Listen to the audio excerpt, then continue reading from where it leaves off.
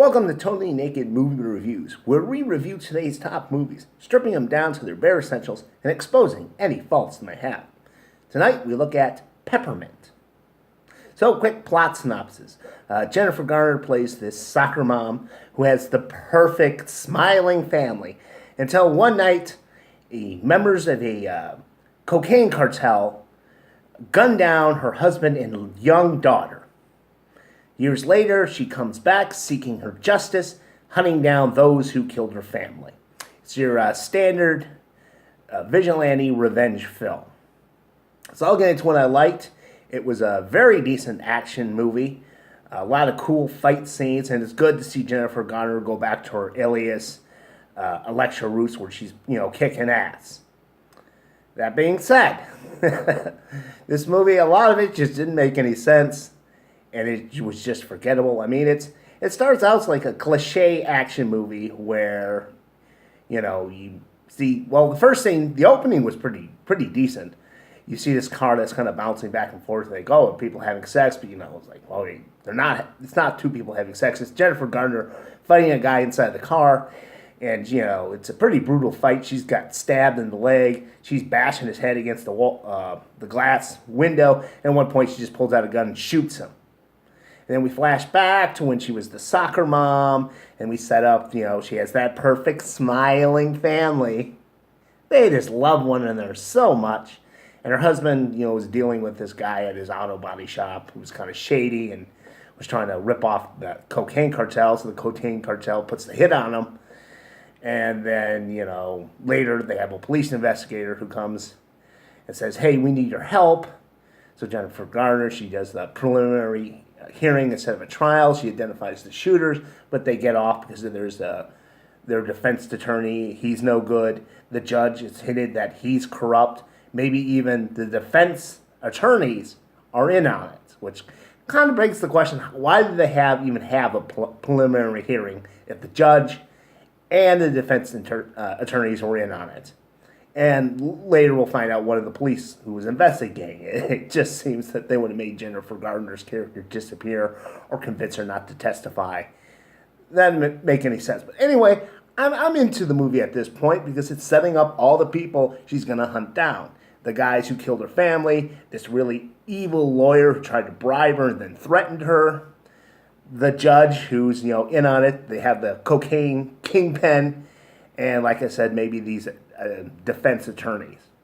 But most of those people get killed off within, I say, the 20 minutes in the film. And you only see one of them. The guy at the beginning gets shot in the head. And the judge, that's a pretty decent scene because she's, torturing him. She's got him bound and gagged, and she ends up blowing him up. Even though at this point it really didn't establish that he was corrupt. And then you find out she had already killed off two of the guys who killed her family. Of course, this was off screen. They're already dead. They're hanging up on a Ferris wheel with the one guy she killed at the beginning. And then you find out she's already killed all the lawyers who were in on it. All you have left is the cocaine kingpin and his little empire that she's going to break down because she's spent 5 years away, and she's become this total badass. And I thought kind of cheated because I thought she was going to go after them one after another, just hunting them down.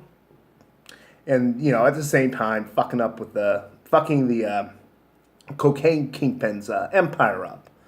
And it just seems like they were just skipping over things and just bouncing around with that.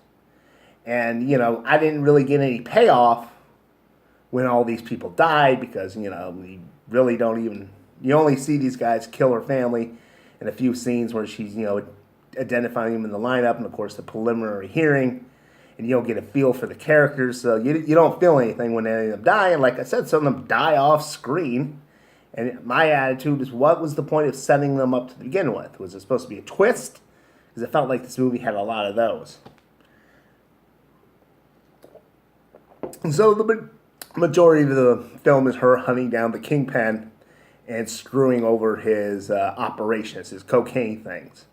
And there were other things, like she was living in this sort of homeless camp that they were talking about, but they didn't do anything with it.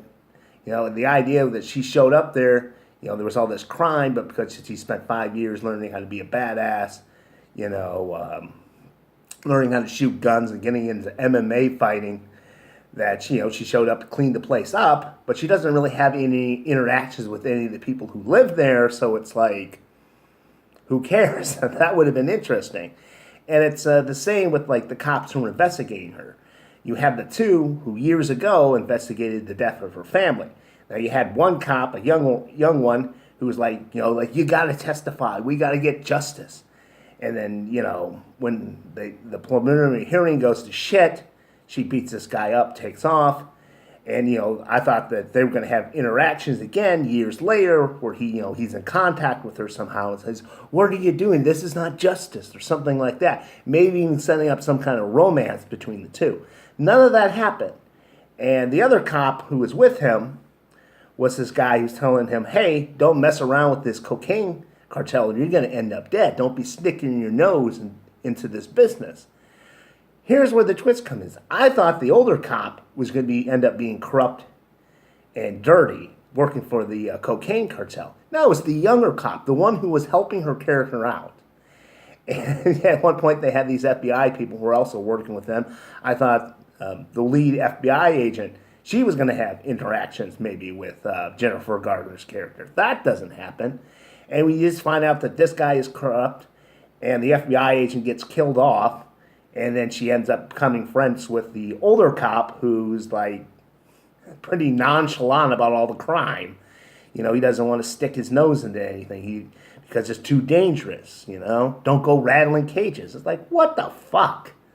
And with that one cop who you thought was going to be good and turns out to be evil, it's like you don't find out how long he's been working for the cartel. If he was working with them in the beginning, like I said, why did he want Jennifer Garner's character to testify? Why didn't he talk her out of it, or take care of her or something? They had everyone involved in that preliminary hearing was working for the cocaine cartel. They were taking bribes. Why in the fuck did they ever have that fucking hearing? I don't understand. And like I said, once you find out that guy is bad, like, oh, well, this could be interesting because maybe sometime after the hearing he got brought in. And then he's going to have interactions with the older cop saying, hey, you told me not to rattle cages and, not try to take down the system. So I just became parts of, the cocaine cartel. And then they get in a shootout or something. That doesn't happen. There's no payoff to any of this. And there are things that seem like they'd be more interesting that they never cover. They're, like I said, she's fucking with this cocaine guy's operation and pissing off some of his partners, like the cartels and whatever South American country he's getting his cocaine from, or some of his associates in the other mobs who are laundering his money. Like, oh, now she's pissed off the Chechens or the Chinese. Well, it was one of the two. And no, that never comes up, and he never gets attacked by the other mobs or the cartel, because Jennifer Garner character is just stirred up to shit. It's just Jennifer Garner kills everyone. And like I said, I didn't really feel anything because it's really just a bunch of random characters that she's shooting down, as opposed to like establishing what a bunch of assholes the people who killed her family would be, and then one after another she gets them, and then you have these scenes where they're all nervous and she, hunts them down. So I didn't really think the movie was that interesting. So let's just get into rating. I spent $8.50 to see this. Jennifer Garner, she gave a great performance, a lot of cool action scenes, but the story-wise and character-wise, there was no development. Things didn't pay off. It just wasn't interesting, so I'm going to dock it $4 and we'll bring it down to $4.50. That's how much money I thought this was worth seeing.